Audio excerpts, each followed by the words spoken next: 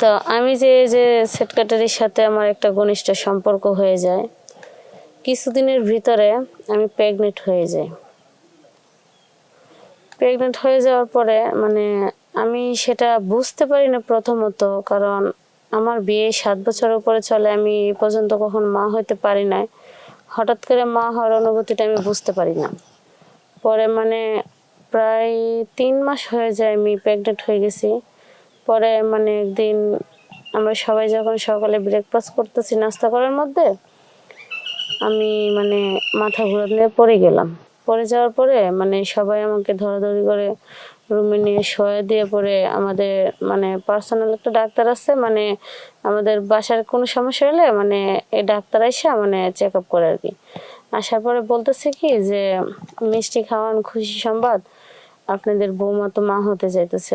এরকম ডাক্তার যখন বলছে, সবাই তো মনে করেন একেবারে হয়ে গেছে। আসসালামু আলাইকুম, আমি সন্না বলতেছি আপনি গাজীপুর কোনাবাড়ির থেকে। তো আমার কিছু কথা নিয়ে আসছি আপনাদের মাঝে তুলে ধরবো।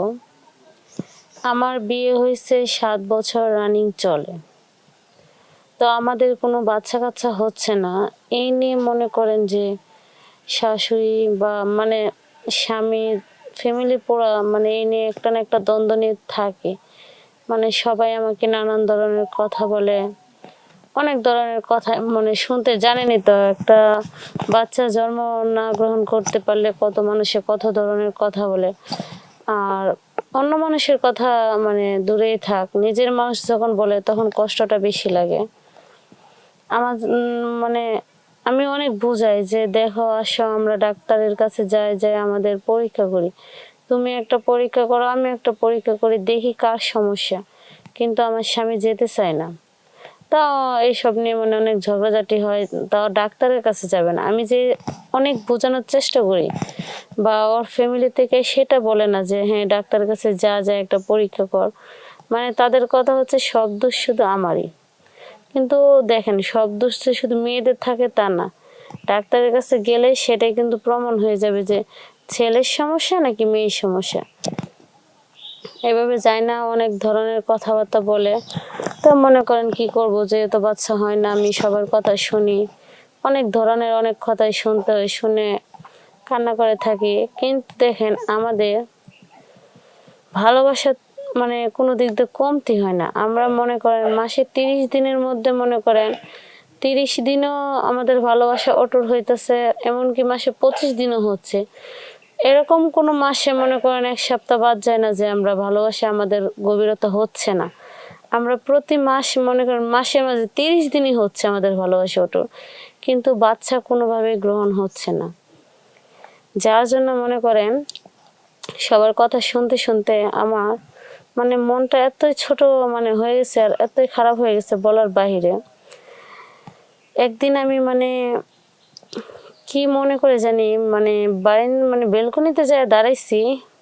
তো আমাদের বাসার যে আপনার আছে না, সেক্রেটারি আছে, তার সাথে দেখা আমার মাথায় একটুখানি উল্টাপাল্টা চিন্তা ভাবনা ঢুকে গেছে যে আজকে এরকম ভাবে ফলো করতে করতে আমি সেক্রেটারির সাথে ফোনে কথা বলতে বলতে আমার একটা ভালো একটা সম্পর্ক হয়ে যায়। ভালো একটা এত একটা ঘনিষ্ঠতার সম্পর্ক হয়, যেটা একেবারে কিছু আর বাকি থাকে না করার, সবই হয় আমাদের মধ্যে। এভাবে হচ্ছে মনে করেন প্রায় 6-7 মাস চলতেছে রানিং এভাবে। তো একদিন আমার স্বামী হুট করে বলতেছে কি, আসো আজকে ডাক্তারের কাছে যাব, তোমাকে পরীক্ষা করাবো, আমিও পরীক্ষা করব। তা আমি বলছি হ্যাঁ ঠিক আছে চলো যাই, দুজনেই পরীক্ষা করার দরকার আছে। তো আমরা দুজনেই পরীক্ষা করতে গেলাম। পরে ডাক্তারে দুঃখের বিষয় বললো যে মেয়ের কোনো সমস্যা নাই, সব দোষ হচ্ছে আপনার, যে আপনি কখনো বাবা হইতে পারবেন না। তো এখান থেকে আসার পরে বাসায় এসে সবাই বললো যে ওর কোনো সমস্যা নাই, ডাক্তার বলছে যে আমার সমস্যা, আমি কখনো বাবা হতে পারবো না।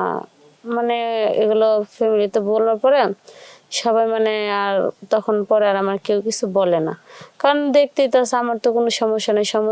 সমস্যা হচ্ছে ফ্যামিলিগত, ওর ছেলে, বাড়ির ছেলের সমস্যা, বইয়ের কোনো সমস্যা নেই। তো আমি যে সেক্রেটারির সাথে আমার একটা ঘনিষ্ঠ সম্পর্ক হয়ে যায়, কিছুদিনের ভিতরে আমি প্রেগনেন্ট হয়ে যাই। প্রেগনেন্ট হয়ে যাওয়ার পরে মানে আমি সেটা বুঝতে পারি না প্রথমত, কারণ আমার বিয়ে 7 বছর উপরে চলে, আমি এ পর্যন্ত কখন মা হতে পারি নাই। হঠাৎ করে মা হওয়ার অনুভূতিটা আমি বুঝতে পারি না। পরে মানে প্রায় 3 মাস হয়ে যায় আমি প্রেগনেন্ট হয়ে গেছি। পরে মানে একদিন আমরা সবাই যখন সকালে ব্রেকফাস্ট করতেছি নাস্তা করার মধ্যে, আমি মানে মাথা ঘুরে পড়ে গেলাম।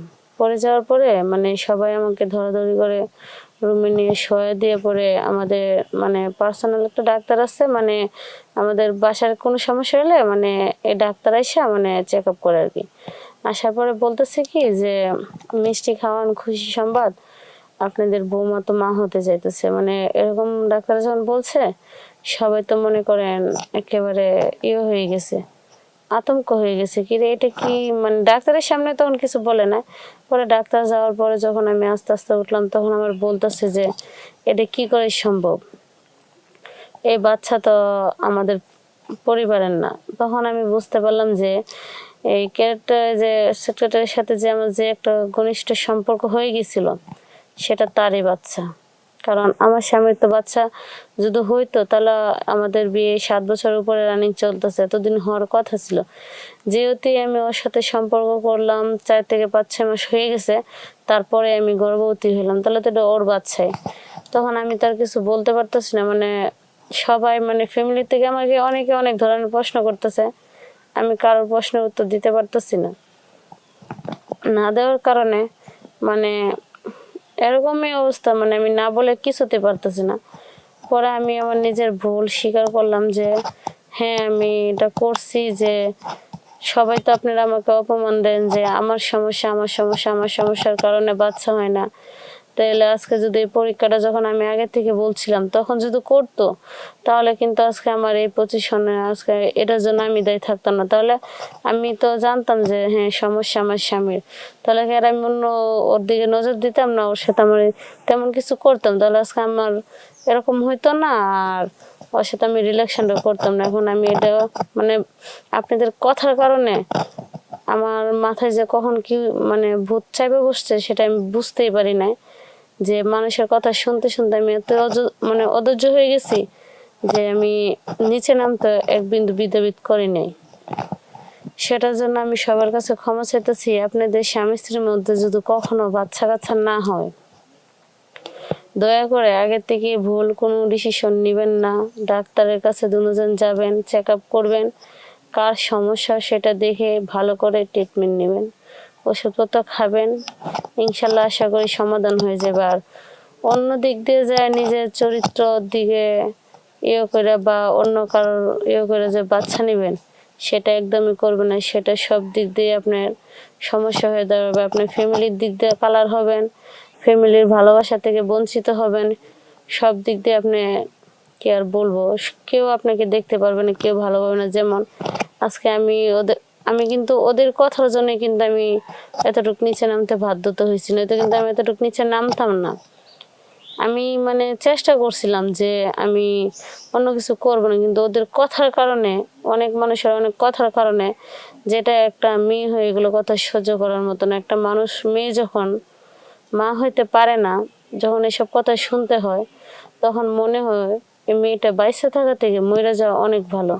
যে মইরা যাওয়ার মধ্যেও শান্তি আছে, যে বাইসে থাকার মধ্যে শান্তি নাই। তো যেহেতু আমি একটা ভুল করেই ফেলছি, আমি চাই, আমি তো ভুল করছি সেটা আমি এখন বুঝতে পারতেছি। আর আপনারা কেউ ভুলেও জেনে শুনে এরকম কোনো ভুল করেন না।